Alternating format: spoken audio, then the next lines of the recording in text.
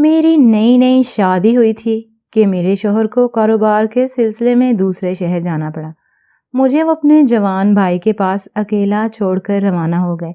کچھ دن تک تو سب نارمل چلتا رہا، مگر پھر میرے دیور کی نیت خراب ہونے لگی۔ جب رات ہوتی تو وہ میرے ساتھ زبردستی کرتا۔ ایک رات میرا نام شہناز ہے اور میں بیاہ کر ایسے گھر آئی ہوں یہاں صرف 2 جوان لڑکے رہتے ہیں، ایک میرے شوہر اور دوسرے میرے دیور جی۔ میرے دیور 18 سال کے نوجوان خوبصورت لڑکے ہیں اور وہ دوسری منزل میں رہتے ہیں، یونیورسٹی میں پڑھتے ہیں، اسی لیے ہر وقت خود میں ہی مگن رہتے ہیں۔ شادی کے 4 دن بعد میں کچن میں کھڑی ناشتہ بنانے میں مصروف تھی۔ گرمی قہر کی پڑ رہی تھی۔ شہناز، نومی کو ناشتہ اس کے کمرے میں ہی دے آنا، وہ رات بھر پڑھتا رہا ہے، مجھے لگ رہا ہے کہ وہ سو رہا ہوگا، اسے جگا بھی دینا۔ ارسلان نے کچن میں قدم رکھتے ہوئے کہا اور اپنے لیے ناشتہ الگ کیا۔ میں سوالیہ نگاہوں سے اپنے شوہر کی جانب دیکھنے لگی۔ آپ خود کیوں نہیں چلے جاتے نومی کو جگانے کے لیے؟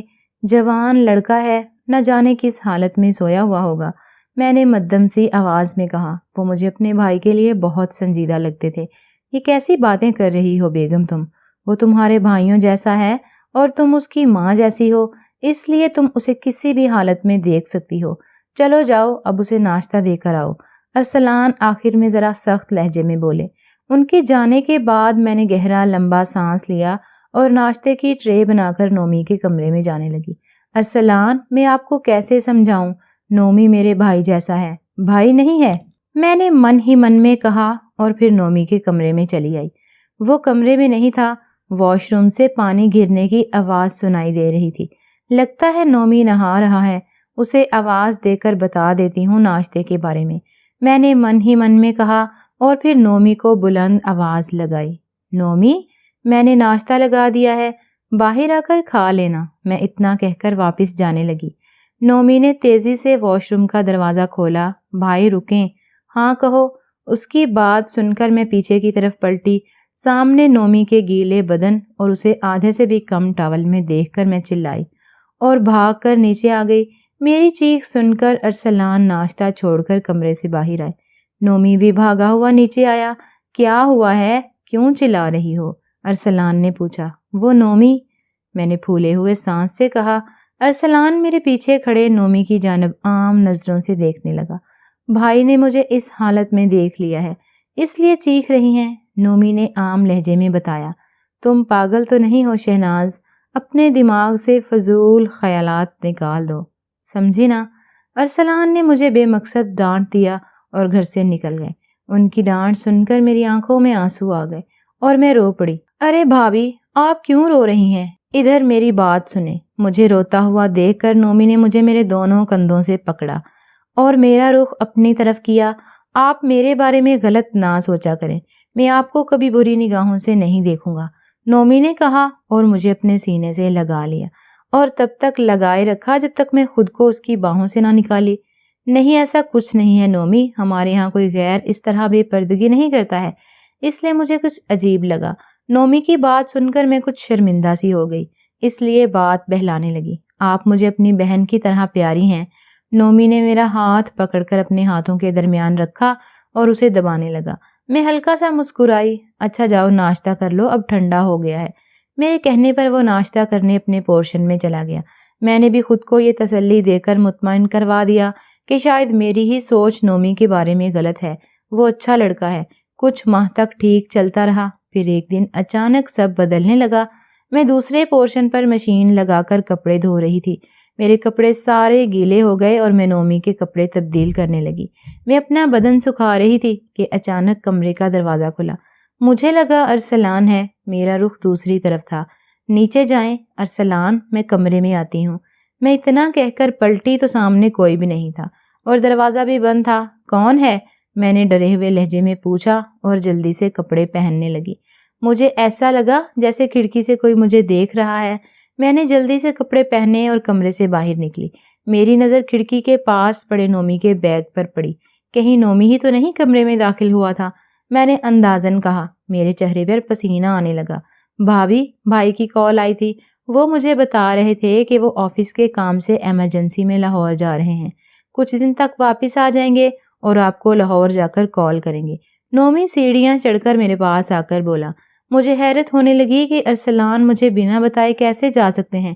ابھی تم کمرے میں آئے تھے اپنے؟ میں آنکھوں میں خوف لیے بولی۔ کب کی بات کر رہی ہیں؟ وہ مجھے سوالیہ نگاہوں سے دیکھنے لگا۔ کچھ نہیں، تم فریش ہو جاؤ، میں تمہارے لیے کھانا لگاتی ہوں۔ میں بات کو گما گئی، یہ سوچ کر کہ شاید میرا ہی وہم ہوگا۔ رات کے وقت نومی اپنے دوستوں کے پاس جایا کرتا تھا۔ نومی، جب تمہارے بھیا گھر نہیں واپس آ جاتے تو تم رات کے وقت باہر مت جانا، مجھے اکیلے میں ڈر لگے گا۔